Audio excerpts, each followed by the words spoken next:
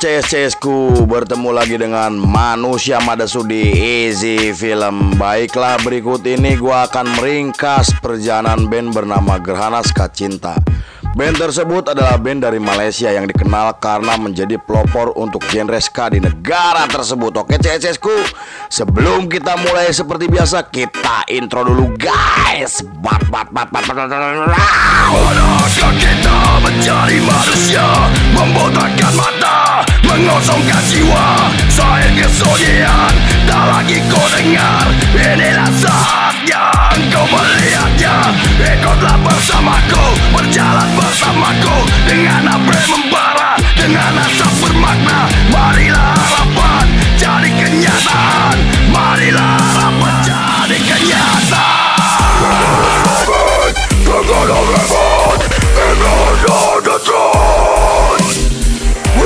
Lalu di hatiku yang terindah mamu selalu. Scene dibuka oleh seorang pria bernama Eddie J. Herwan atau yang lebih dikenal sebagai Eddie.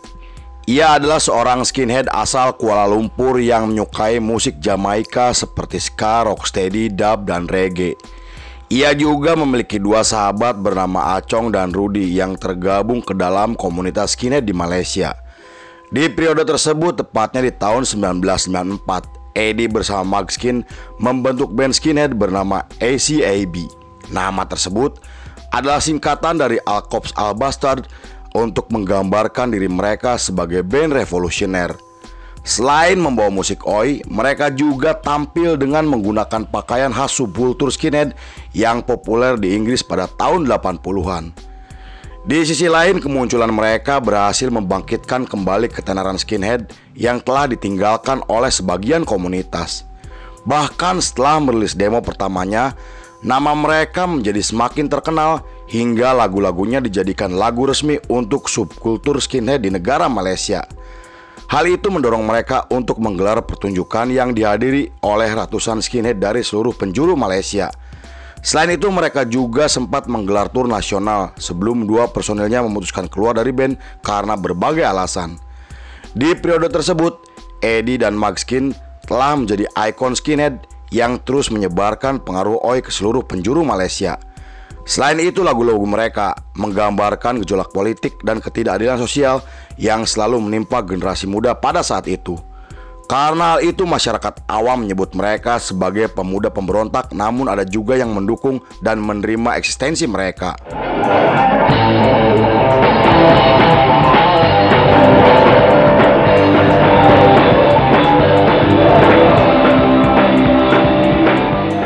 Beberapa bulan kemudian, ketika subkultur ska kembali populer di kalangan anak muda, Eddie terdorong untuk membentuk band ska yang merupakan impian terbesarnya.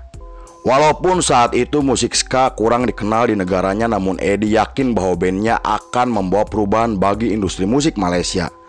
Saat itu ia berencana membentuk band ska yang terinspirasi dari band legendaris seperti The Scatalyst, The Wailers, dan masih banyak lagi. Karena hal itu, Eddie mengajak Acong dan Rudy untuk membentuk band proyek yang ia beri nama Gerhana Ska Cinta.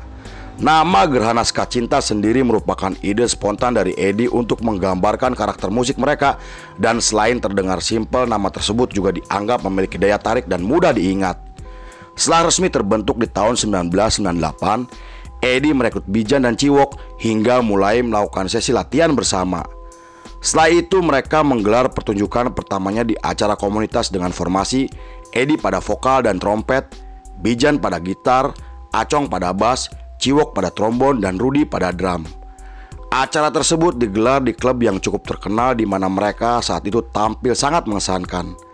Meski mereka saat itu mengcover lagu orang lain, namun aksi panggung mereka memiliki ciri khas yang tidak sama dengan band lainnya.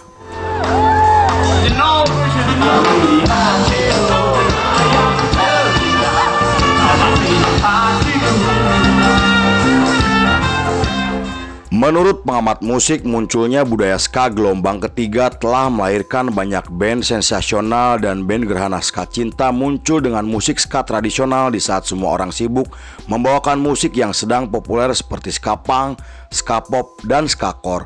Karena hal itu mereka dianggap sebagai band yang mengenalkan musik ska kepada masyarakat Malaysia, bahkan mereka disebut sebagai salah satu band ska pertama di Malaysia walaupun mereka sendiri tidak pernah mengakuinya. Pada tahun 1999, Rudy dan Bijan mengundurkan diri dari band karena ingin melanjutkan pendidikannya. Kehilangan dua personilnya tidak membuat Eddie menyerah dan malah semakin semangat untuk membesarkan bandnya dengan merekrut seorang keyboardis bernama Virus dan pemain perkusi bernama Pian. Eddie juga mulai memainkan gitar sambil bernyanyi dan merekrut Oli sebagai drummer barunya. Bergabungnya Oli ke dalam formasi membuat nama mereka semakin terkenal karena Oli sendiri adalah mantan personil dari band metal yang sangat terkenal di Malaysia.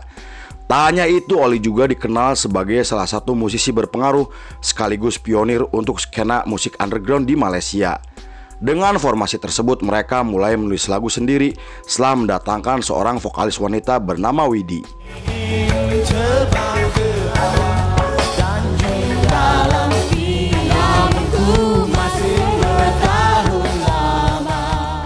Di sisi lain, setelah ACAB merilis EP terbarunya, muncul masalah internal yang membuat para personilnya mengundurkan diri dari band karena masalah pribadi. Eddie juga memutuskan vakum dari ACAB karena ingin fokus dengan band barunya, dan sejak saat itu band Gerhana Ska Cinta mulai membangun citranya dengan tampil di berbagai acara komunitas.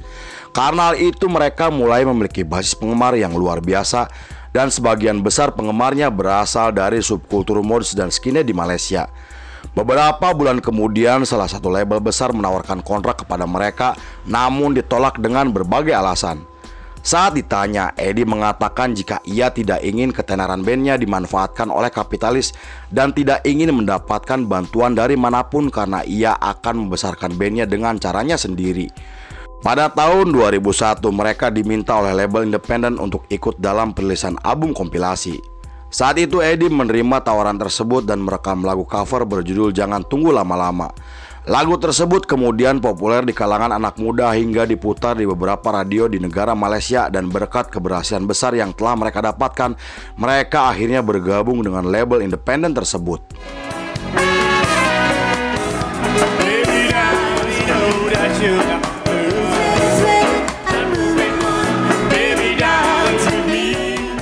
Selama proses rekaman di tahun 2002, rekaman tersebut menjadi momen yang tidak terlupakan karena saat itu ibu Eddie dan Widi meninggal dunia dengan waktu yang berdekatan. Ayah Oli juga meninggal sebulan kemudian yang membuat rekaman tersebut harus dihentikan untuk sementara waktu.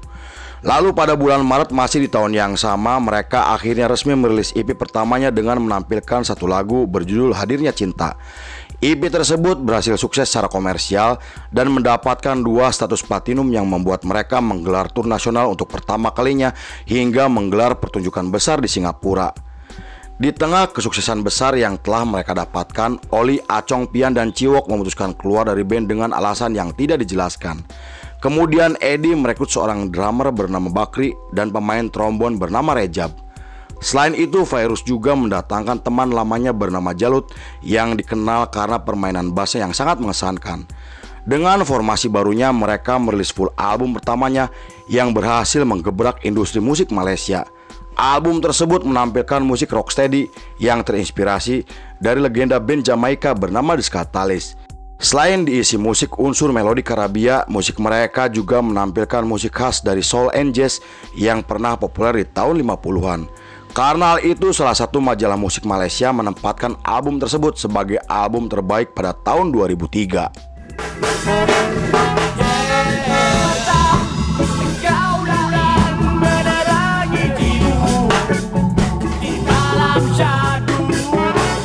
Pada tahun 2004 mereka merilis album keduanya dengan menampilkan lagu kolaborasi berjudul Senyuman Ragamu. Lagu tersebut berhasil menggebrak kancah musik Malaysia yang membuat nama mereka menjadi semakin terkenal. Bahkan mereka sampai diundang tampil di acara penghargaan dan memenangkan nominasi sebagai band pendatang baru terbaik. Namun setelah menggelar tur yang sangat melelahkan, muncul konflik internal yang dipicu karena perbedaan pendapat.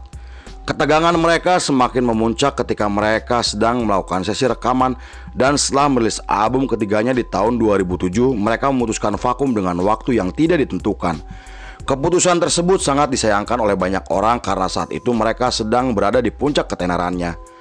Pada tahun 2008, Eddie membangkitkan kembali band reggae-nya yang ia dirikan pada tahun 2003.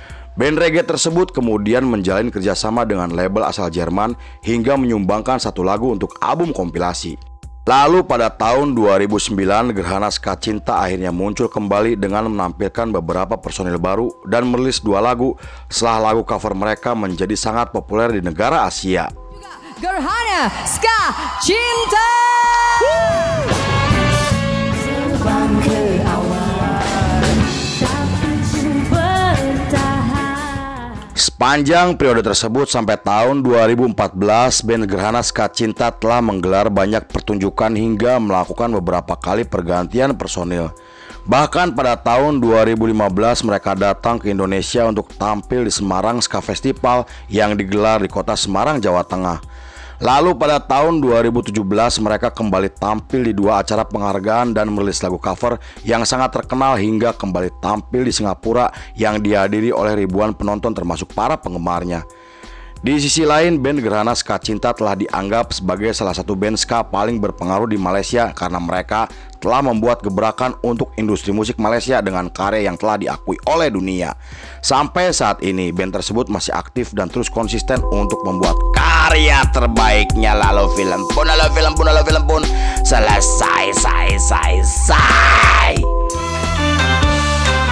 Wahai Ali, berangkaya pemanis budi hadap miskin juga.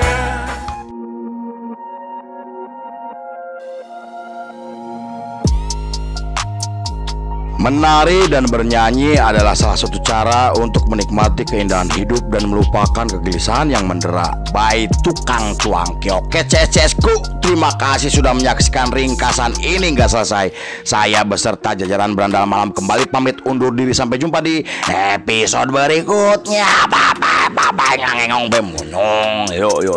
Yo non.